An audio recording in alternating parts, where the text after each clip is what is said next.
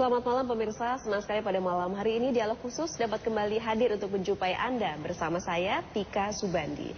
Nah pemirsa, untuk memasuki musim tanam 2014 ini ada beberapa hal yang harus diperhatikan, khususnya terkait juga dengan organisme pengganggu tumbuhan. Saat ini yang sudah hadir bersama saya yaitu Bapak Insinyur Sarsito Wahono Gaib Subroto MM. Beliau ini merupakan Kepala Balai Besar Peramalan Organisme Pengganggu Tumbuhan Ditjen Tanaman Pangan Kementerian Pertanian Republik Indonesia. Pak Gaib, selamat malam. Selamat malam Mbak Tika. Baik. Kami perlu jelaskan terlebih dahulu mengenai paradigma lama kaitannya dengan perlindungan tanaman ini.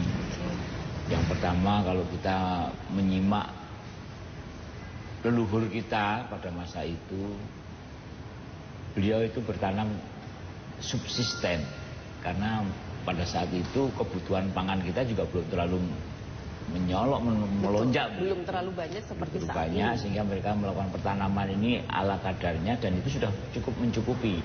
Dan ini belum ada masukan-masukan tambahan energi seperti bahan-bahan pestisida dan sebagainya. Nah ini kondisi alam ini kondisinya masih sangat seimbang begitu. Kemudian dengan perubahan pertambahan penduduk dan sebagainya, inilah awal dari kita mengupayakan peningkatan produksi yang semakin besar-besaran. Sehingga mau tidak mau kita harus memberikan tambahan masukan energi untuk bisa mencukupi kebutuhan tanaman dalam rangka menghasilkan produk yang kita harapkan seperti itu. Contohnya pupuk, kemudian masuk lagi pestisida, varietas-varietas unggul dan sebagainya.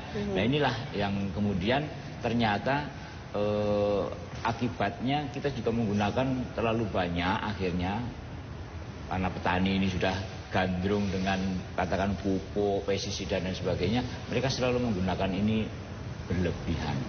Sehingga kondisinya kalau kita lihat sekarang ini banyak peneliti yang mengatakan bahwa tanah kita sekarang ini kondisinya sudah bisa dikatakan sakit gitu. Nah, inilah yang kita dari jajaran pertanian ini mencoba bagaimana kita memproduksi yang tinggi tetapi tidak merusak lingkungan.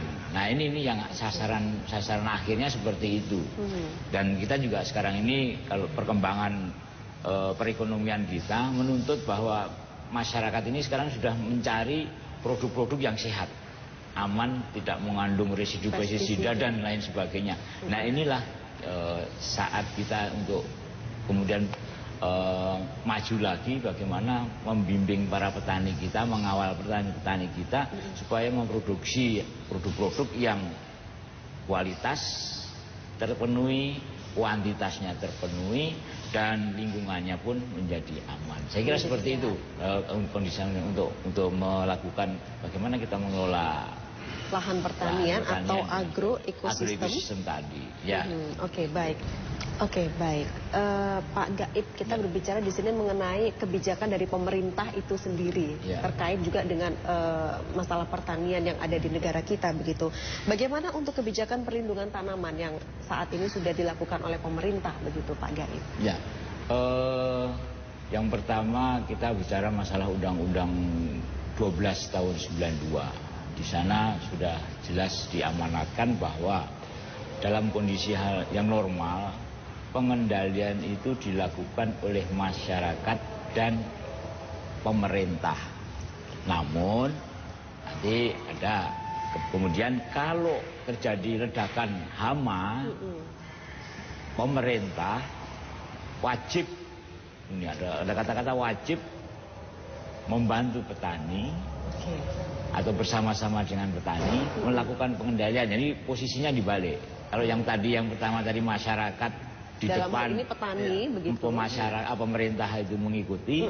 Nah, kalau yang kondisi yang abnormal seperti itu, pemerintah di depan, baru kemudian masyarakatnya mengikutinya seperti itu. Jadi balik.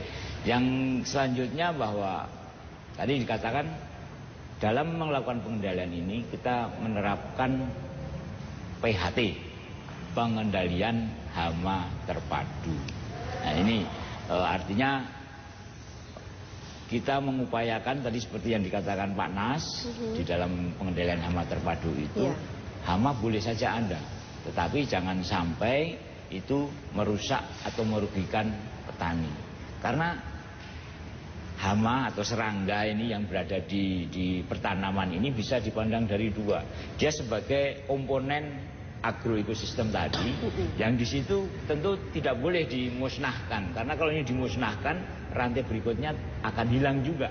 Nah, oleh karena itu harus dipertahankan. Tetapi dalam posisi yang kedua, dia sebagai pengganggu yang merusak, merugikan petani, ini dilakukan pengendalian. Makanya kita gandengkan, kita boleh hidup berdampingan dengan hama dan penyakit ini, tetapi supaya tidak merugikan. Selama tidak merugikan, oke saja, nggak jadi masalah. Nah, ini yang harus kita lakukan sekarang ini, seperti itu kebijakannya, ya seperti itu yang harus kita lakukan. Kita sosialisasikan kepada masyarakat itu. Marilah kita sudah berubah paradigma kita, tidak membasmi atau memberantas, menghabiskan tadi yang dikatakan Pak Nasikin, itu sangat bertentangan dengan alam. Tetapi kita mengelola sebaik-baiknya sehingga kondisi di alam ini menjadi seimbang. Kalau kondisinya seimbang, saya kira seperti yang di hutan, kan kita tidak pernah mendengar bahwa di hutan itu terjadi ledakan-ledakan hama, itu tidak ada. Kondisi pertanian ini adalah agroekosistem yang dibuat oleh manusia, yang itu tadi sudah ada campur tangan manusia sangat banyak. Nah, menjadikan keseimbangannya ini agak terganggu. Oleh karena itu kita kembalikan dengan paradigma baru ini, bagaimana kita mengelola lahan pertanian kita ini dengan tetap menjaga keseimbangan alaminya. Oke, baik. Pak Nas, terima kasih atas waktunya. Pak Gaib dan juga Pak Sus, terima kasih atas berbagi informasi pada malam hari ini. Nah, pemirsa, sampai di sini kebersamaan kita dalam program Dialog Khusus. Terima kasih atas perhatian dan juga kebersamaan Anda selama 1 jam ini. Selamat malam, sampai jumpa.